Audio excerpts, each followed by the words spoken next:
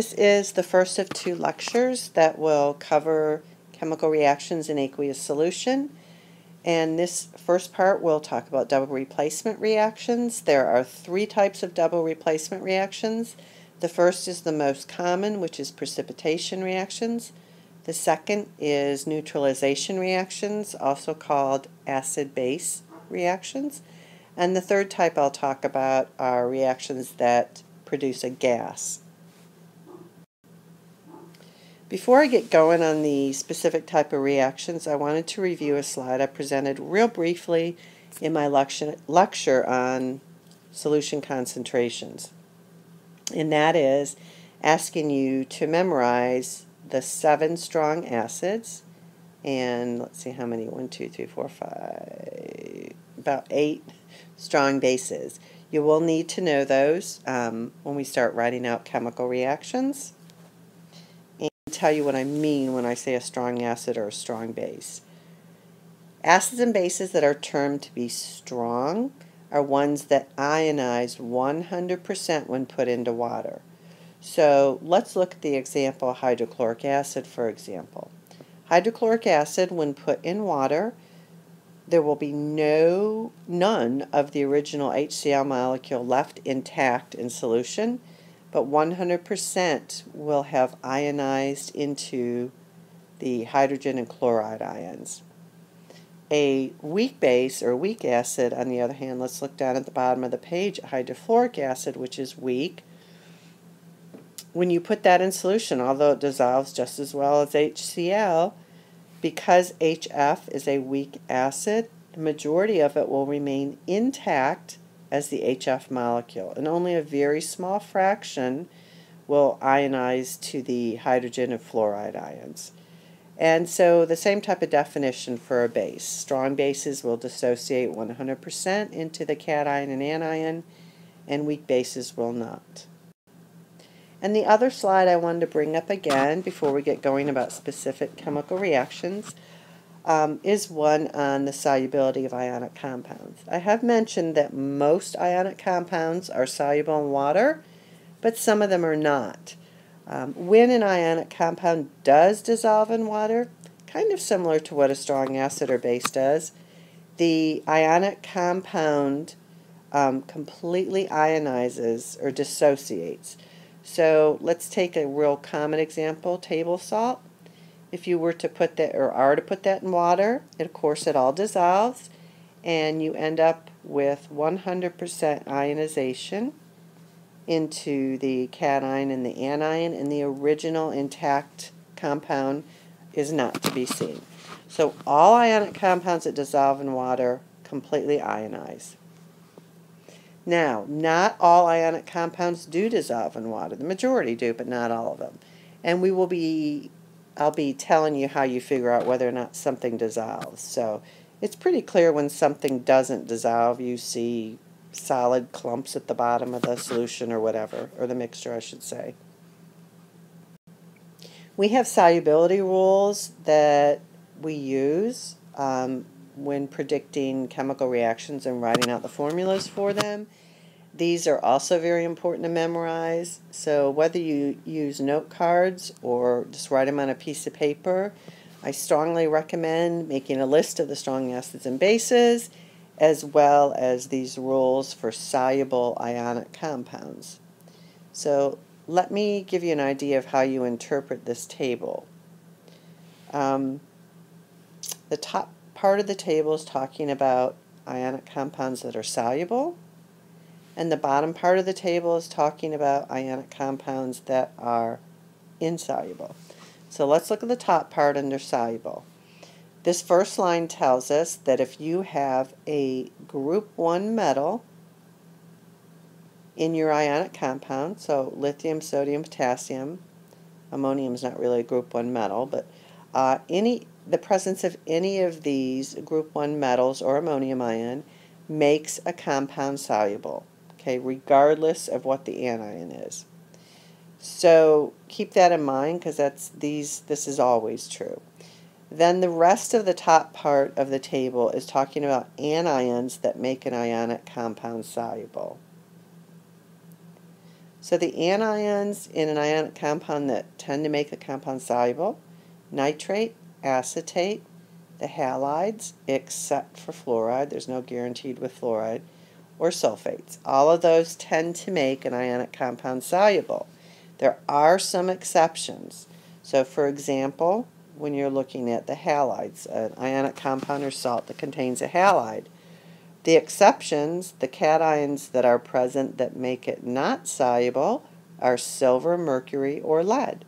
So if you have an ionic compound, let's say silver chloride, it is not soluble. All right. On the other hand, if you had calcium chloride, it is soluble. Okay. So only the cations, silver, mercury, or lead, make a halide insoluble.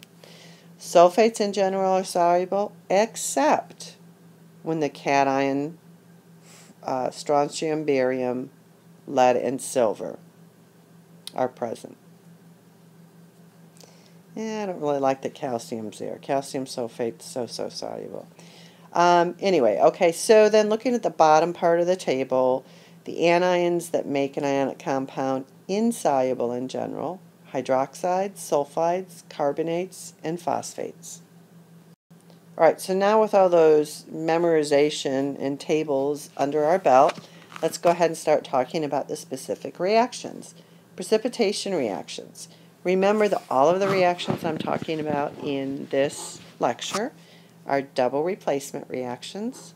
You may have learned about those, hopefully, in high school chemistry. We'll talk about them again, though. And so in general, though, you need to know what I mean when I say precipitation. A precipitate is an insoluble product that's formed. So I want you to envision now a flask with an aqueous solution, a homogeneous aqueous solution, so everything looks clear, no cloudiness or solids. And let's say that a reaction starts undergoing on in the flask, and let's say it's a precipitation reaction. Well, with time, you'll start seeing some cloudiness, and by the way, any cloudiness that ever appears in a solution means that there is a solid, insoluble solid forming, and with time and with enough forming, that cloudiness should start to coagulate, and you should actually start seeing solid deposit at the bottom of the mixture.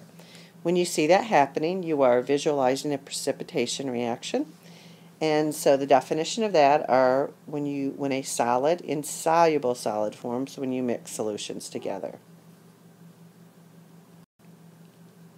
So here's a real common example, and it's actually a pretty cool reaction too. So if you have potassium iodide, Ki, and you mix it with lead nitrate, you get as your products potassium nitrate and lead iodide. What makes this a precipitation reaction? Well, in order to have a precipitation reaction, one of your products has to be a precipitate. Remember that a precipitate is an insoluble solid. Well, only one of these two products is a precipitate, and that is the lead iodide. Lead iodide is kind of a cool precipitate because it's bright yellow. So if you look down in the picture here, this is a very easy reaction to see. You see the yellow precipitate forming. And so it's always pretty obvious when you have a reaction. Alright, so let's make sure you understand what I mean when I say double replacement reaction, because all three of the types we're talking about in this lecture are double replacement. Alright, in order to have a double replacement reaction, you have to have two ionic compounds. Remember what an ionic compound is. It's a combination of a metal and a nonmetal. Okay, metal and a nonmetal, metal and a nonmetal. Of course, you can have polyatomic ions as part of the ionic compound too. What happens in a precipitation reaction is the ions that make up the individual ionic compounds switch partners. So an easy way to remember this is the two outer ions combine with each other. So in this case, the silver is going to combine with the chloride, and the two inner ions combine with each other. So potassium and nitrate are going to end up together. You have to be very, very careful when writing the products for a double replacement reaction. I've shown you the products in this slide, but you are going to ultimately have to predict the products on your own. So pay really close attention for a minute. First, you've identified that silver and chloride are going to end up together. Before you just smush them together, you have to be aware of the charges of each of those ions in order to predict the subscripts in the compound they'll make. So silver, for example, has a +1 charge. Even though silver is a transition metal, it will always have a +1 charge. You probably should write that down to remember. It'll help you. Chloride, all the halides have a -1 charge when they're ions. Let's do our crisscross. We don't even have to do crisscross. Anytime the charges are the same, you put the ions together in a 1-to-1 ratio. So silver chloride, we lucked out, is present in a 1-to-1. We also then said that potassium and nitrate will end up together. First of all, I want you to know or remember that the metal ion is always written first. That's just convention. So even though the nitrate group is shown to the left, we're going to put it last. You probably have to look on your polyatomic list now to see that nitrate has a charge of -1. Potassium is in group 1A, so its charge is +1.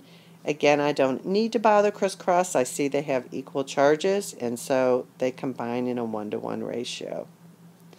So that was pretty easy, just to show you how we came up with these products. Now, a requirement for a precipitation reaction is that one of the two products that you have formed by switching partners must be a precipitate, must be an insoluble solid.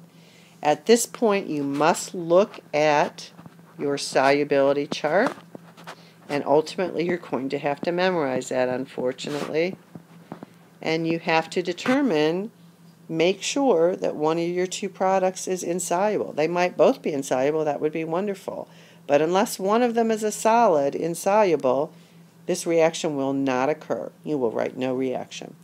Now, if you remember, halides, halogen ionic compounds are soluble except when there's silver, mercury, or lead. So here is your precipitate right here. So this reaction does in fact occur. Silver chloride is your precipitate. All right, again, if there is not a precipitate formed, if there's not a product that is insoluble formed, there's no reaction, okay? You might put two ionic compounds in solution. They may dissolve. They will ionize into the individual ions, and unless a precipitate forms, those ions will just swim around waving to each other. They will not connect to form any new compounds, so it'll be a no reaction unless there's a precipitate. One example of that I can show at the bottom of the page here. You can practice here to make sure you can predict what the products would be if they were formed. Remember I said the two outer ions will combine together. So one of the products will be KCl, potassium chloride. The two inner ions will then combine. So sodium and iodide will combine. And so sodium iodide would be the other product. If you look up the solubility of these two potential products, both are completely soluble. So I'm going to put AQ, that means dissolved in water. There is no precipitate here, therefore there's no reaction. You need to be able to learn to do that. It's kind of complicated and it takes quite a bit of practice, so don't minimize the complexity of this. Alright, so just as a summary for you, if you're predicting precipitation reactions, and I will post worksheets for you, what do? First of all, you determine what the ions are present in each of the two reactants. It'll be two ionic compounds reacting. You want to make sure you know what the cation and anion for each of them are. Determine the formulas of the possible products. Okay, so remember the two outer ions end up together, the two inner ions end up together. Make sure you look at the charges of all the ions so that you get the formula of the products correct. Crisscross charges if you need to. And finally, look at the two potential products, determine the solubility of each of them using your solubility rules. Start memorizing these. one of the two products, at least one of the two products, must be insoluble. Okay, otherwise it's no reaction. The one that is insoluble, in parentheses, put a little S for solid next to it. That tells the reader which product is the precipitate. All right.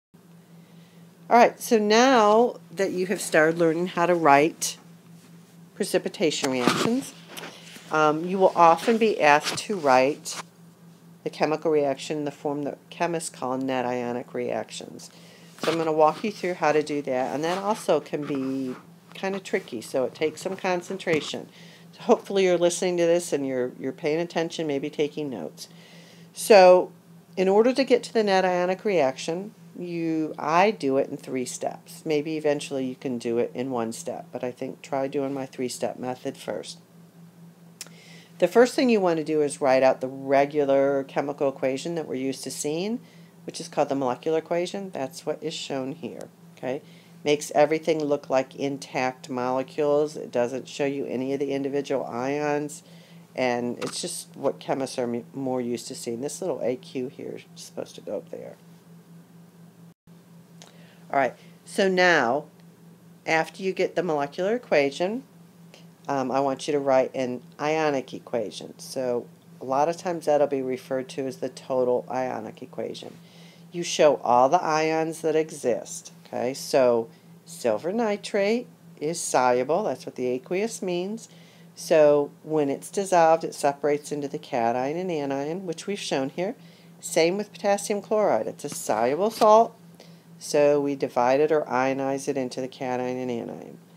The products, silver chloride, if you look in your solubility chart, again, there's that silver. Silver is always the troublemaker. Silver chloride is a precipitate. Okay, it is not soluble. If you have something that's not soluble, it does not separate into the ions. It remains intact. So you show it as intact. The other product was potassium nitrate, which is a soluble ionic compound, so it needs to be split up into its cation and anion. This is the total ionic equation. Okay, we have one more step to do to get to net ionic.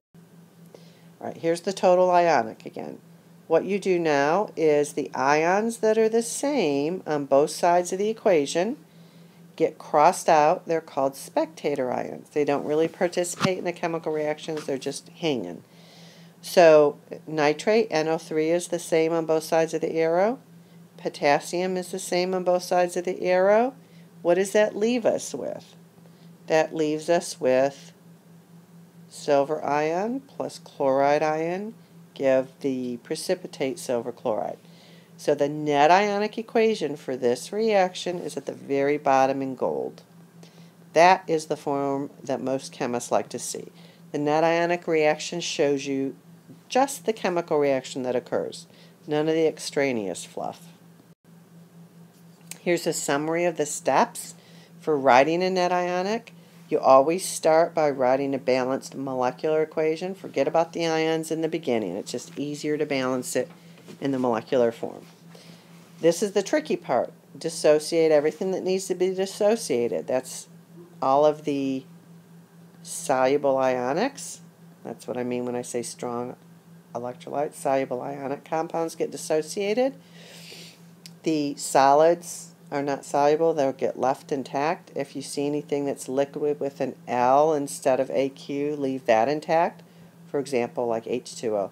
Basically, any covalent compounds clearly don't get dissociated into ions because they don't have ions. All right.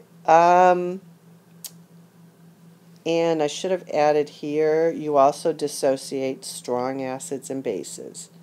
Strong acids and bases completely ionize in solution, and that's why I asked you in the beginning to memorize what acids and bases are strong. Okay. Then the third step is cross out your spectator ions, and finally rewrite the equation with what's left. All right, so here's an example for you. If you have any idea what we're doing, you may try to cover up the blue and green and see if you could do it yourself. If you're still kind of in the woods, then follow along with me. So here's a double replacement reaction. I know it's a double replacement reaction because my reactants are two ionic compounds. I gave you the product here, but even if I didn't give you the product, remember that you're going to combine the two outer ions, which are potassium and nitrate, you see right here, and the two inner ions, which are silver and sulfate. It's here. And so this is a molecular equation. I want to now ionize or dissociate anything that is aqueous. That means it's soluble.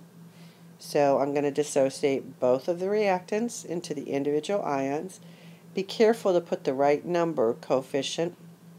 The subscript 2 in potassium sulfate means I'm going to end up with 2 potassium ions and sulfate. The other reactant, silver nitrate, I dissociate it. Aqueous means it's soluble. And now look at your products. One of the products is soluble, so it gets ionized or dissociated. And the other one, silver sulfate, is the precipitate. That S means solid or insoluble. It's kept intact. Cross out your spectator ions. That would be the nitrate shows up on both sides. Potassium shows up on both sides. And what are we left with? We're left with silver plus sulfate gives silver sulfate. So if you haven't already noticed, in a precipitation reaction, the net ionic equation always shows formation of the precipitate. Okay? So at some point when you're comfortable enough, you can look at the precipitate and simply show its formation from its individual ions, and you don't have to go through all this. Alright. Go ahead and try this one on your own. Cover up the bottom half of the slide. I'm showing you a second example because this particular example has an acid. And when you're deciding what to dissociate, as I told you before, you dissociate soluble species that say aqueous. If you have an acid or a base, you only dissociate it if it's strong. HCl is one of the 7 strong acids, so you do completely ionize it. So let's look. Here's sodium carbonate, dissociated. Here's hydrochloric acid, dissociated. Notice that we balanced the reaction before we dissociated everything. And let's see our products. Sodium chloride is a soluble ionic compound. It gets dissociated. The last 2 products are covalent. You do not dissociate or ionize covalent compounds because they don't contain ions. You must leave them intact. So what are our spectator ions? We don't have as many, I don't think. Let's see. Chloride and sodium are spectator ions. So what do we have left? We have, let's see, the carbonate, 2 hydrogen ions, and then the 2 covalent compounds. So this is the net ionic for this kind of weird reaction.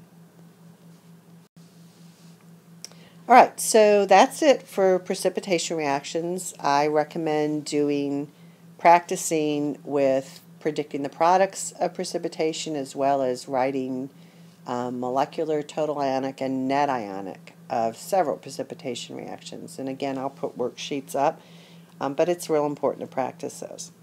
The second type of double replacement reaction is an acid-base reaction. It's also called neutralization reaction. And the third is the gas evolution, a double replacement reaction that forms a gas. Alright, so neutralization reaction is basically when you react an acid with a base, and one of the products is always water, and the other product is an ionic compound. So what I used to teach my students as an easy way to remember is an acid and base always gives you a salt and water. So here's an example of an acid-base reaction. An acid-base reaction, I want you to remember, is an example of a double replacement reaction. So you may not think of an acid as an ionic compound, but this is acetic acid, and I'm going to rewrite its formula so that it's a little bit easier to see what's going on here. I'm just moving the acidic hydrogen to the front because it'll be easier to predict products that way. Alright, so as in any double replacement reaction, the two outer ions will combine. In this case, you have a hydrogen ion and a hydroxide ion. They will always combine to give you water. That's why one of the products of a neutralization reaction is always water. And then the two inner ions will combine. Remember, the metal is always written first. That's the sodium.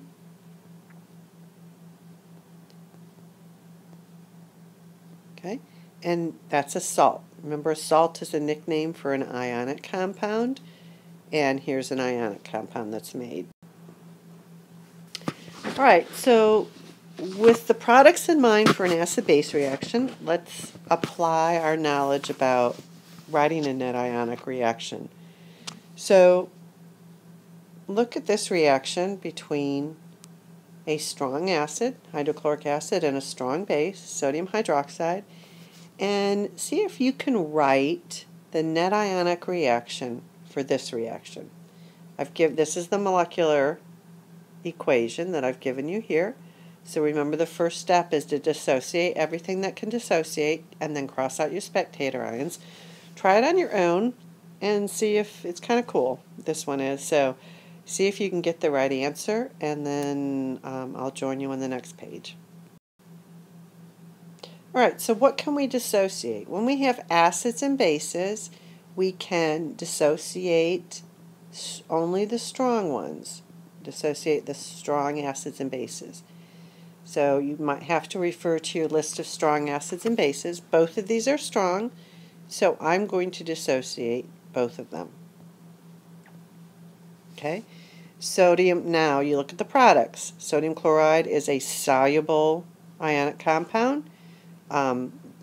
Even if you didn't know that, you could look at the AQ, that means soluble. So it gets dissociated. H2O is a covalent compound. They do not get dissociated ever. So what are our spectator ions? And I can tell my little lines got moved here. So what is the same on both sides of the arrow? Well, the sodium ion gets crossed out, chloride ion gets crossed out, and what I'm left with is H plus and OH minus gives water. So the reason I think this is cool is because the net ionic reaction for the reaction between a strong acid and a strong base is always the formation of water. That's why it got the name neutralization reaction, because you start out with two pretty nasty reactants, an acid and base, that's capable of burning you, and end up with water. So definitely neutralization.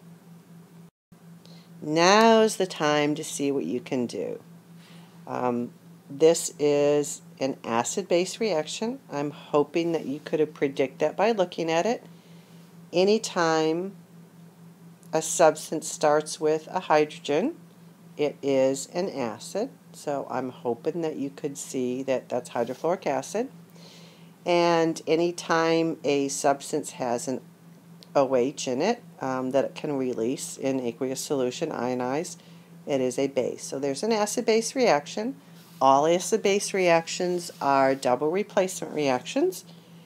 And so I would like you to first predict the products that can be made. And remember how to do that. You combine the outer ions and the inner ions. Make sure to crisscross charges and balance the reaction. And then go ahead and write the net ionic equation. I suggest turning off my lecture and trying it on your own, and then checking your answer. Okay, so an acid-base reaction will always have H2O, or water, as one of the products. I think I'll change colors here. Okay.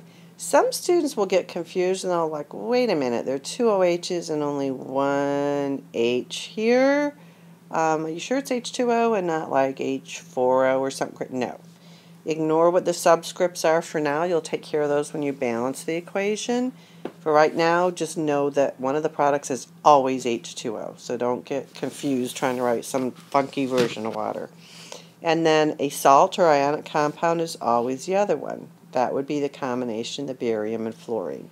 So before you write that product, make sure you write the charges. Barium is in group 2A, and all of group 2A metals have a charge of +2 when they're ions. And fluorine is a halogen, as an ion has a charge of -1. If I crisscross, that shows me that the correct formula for barium fluoride is BaF2. That is our other product. So here's the molecular equation for the reaction. I've just predicted the products. Now I want to balance it before I go on to the total ionic equation. So let's see. The metals are balanced, barium. OH is a polyatomic, but it does not stay intact as a polyatomic on the product side, so I cannot balance it as a group. I'm going to move on to fluorine. There are 2 fluorine on the product side, so I'm going to put a 2 in front of hydrofluoric acid. And now I only have hydrogen and oxygen left to balance. I'm going to try to balance the hydrogen. I have 2 hydrogen here and another 2 here, so I have a total of 4 hydrogen. So I'm going to put a 2 in front of the water, so I now have 4 hydrogen. Now I have to check my oxygen. I have 2 oxygen on the product side and 2 oxygen on the reactant side. Yay, everything's balanced. I'm going to go ahead and try to write the total ionic and then the net ionic. Alrighty, I've just rewritten the molecular equation here, and now I'm going to dissociate everything that I can. HF is an acid. I know that I can only ionize or dissociate strong acids. HF is a weak acid. It's the only halide acid that is weak. So I cannot dissociate it. I need to leave it intact. Okay. Barium hydroxide is a strong base, so I can dissociate it. So it gets dissociated into the cation, and it has 2 OH anions from this 2 here. And in the product side, water is a covalent compound. I cannot dissociate it. Barium fluoride is a soluble ionic compound, so I can dissociate it.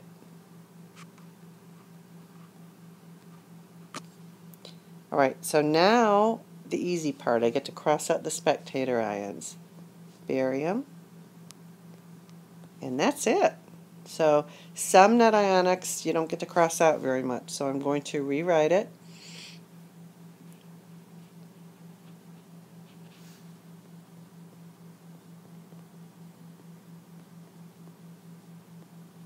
Okay, and that is my net ionic. Alright, so we're close to the end here.